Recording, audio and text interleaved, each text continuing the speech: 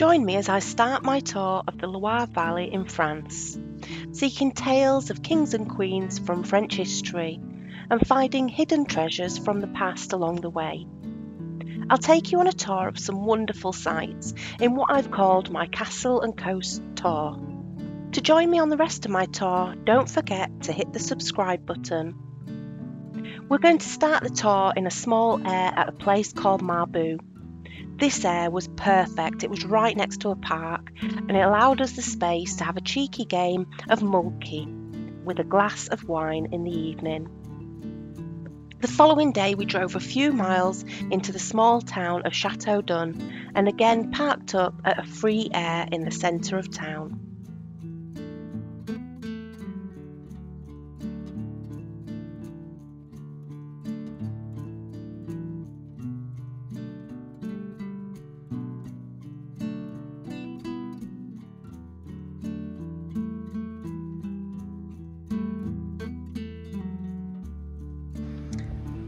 Just arrived at Chateaudun and wow, what a place. This air is, the air is free. Wave, John.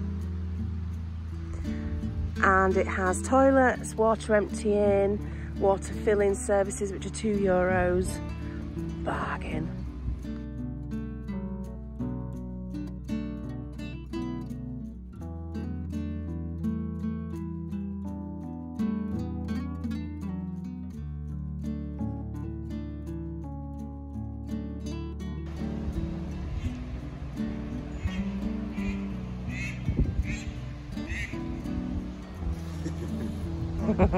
Hi!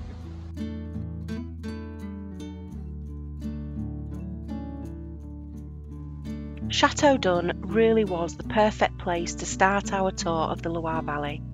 The castle is a combination of medieval, Gothic and Renaissance architectural styles. The town itself is really just so picturesque, with the castle on the hilltop, the narrow paved streets and the houses lining the streets of the old town. If you do want to visit the caves, make sure to check the opening days and times, something we didn't do. And make sure to find the bench on the hillside and soak up the panoramic views over the Loire Valley.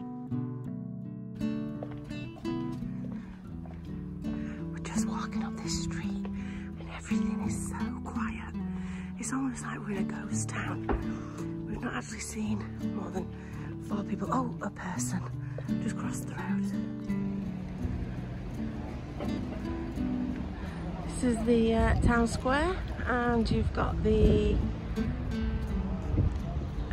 Hotel de Ville. Lots of shops, loads of takeaways, places to eat. I've just spotted a boulanger over there, so I think we'll be going to get our breakfast. There's a bistro over in the corner. There's banks.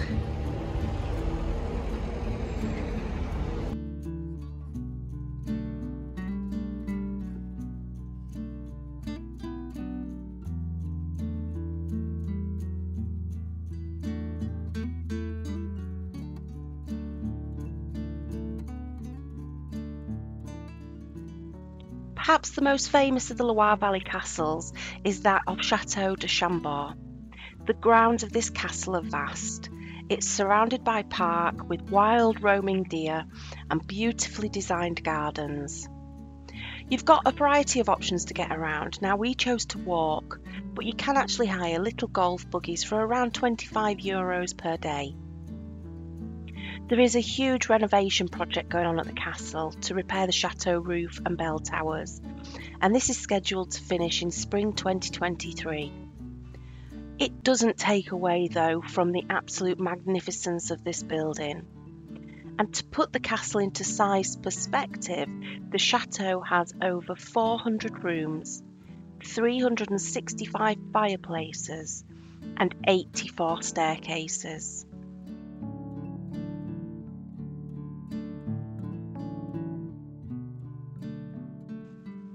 Within the grounds are stables, and twice per day a horse and bird of prey show takes place. Now we didn't go to this, but you do have an option to add these to your entrance ticket. We did learn through our visit that the majority of the gardens suffered from a lack of maintenance during the 19th century, and this resulted in them being fully lawned until 2017, when during the early renovation project, the front gardens were transformed into the wonderful formal gardens you can see now.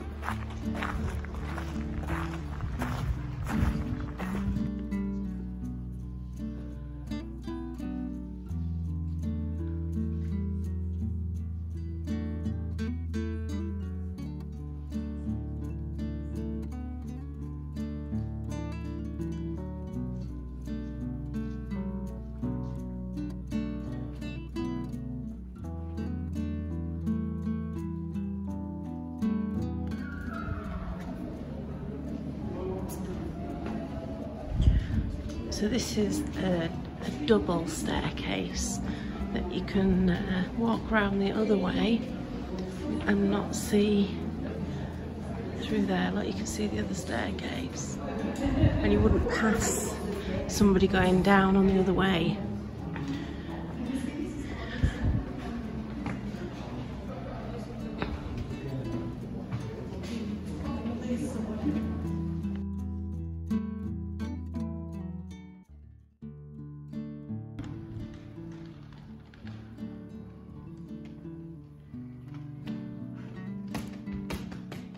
I like the wallpaper. Oh, is it? That's nice, that.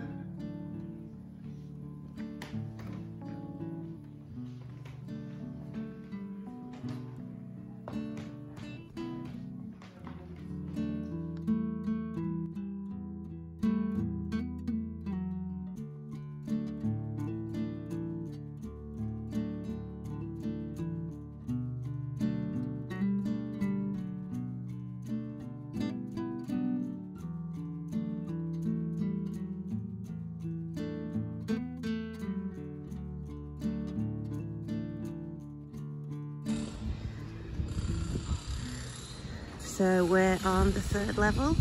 We've got the turrets. We've since found out that the stairwell that we've just come up is actually inspired by Leonardo da Vinci. So lots of the architecture and everything inspired by both French and Italian. So the front garden's there. And we've also discovered, after going back to the motorhome for lunch, that we paid for 24 hours parking. So we've decided we're going to stay here. And if you just look, we are here through these little bushes. That's where the camping car is. So we're going to go and buy a bottle of Chateau De Chambord vin and enjoy a little bit of time on site.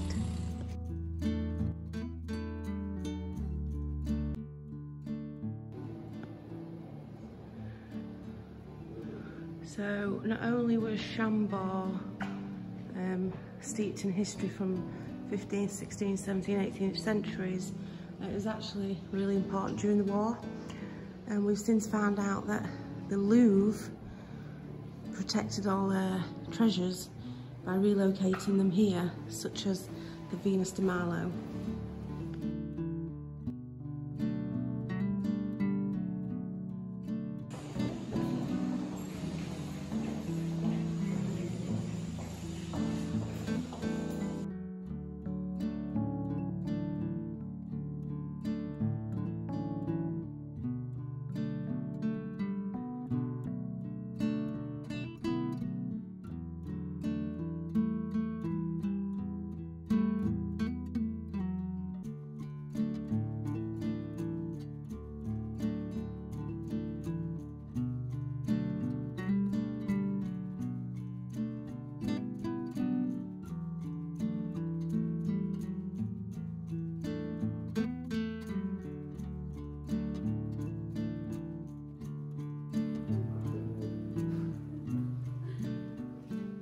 It's worth looking around for the numerous salamanders and various other symbols that you'll see etched into the stonework.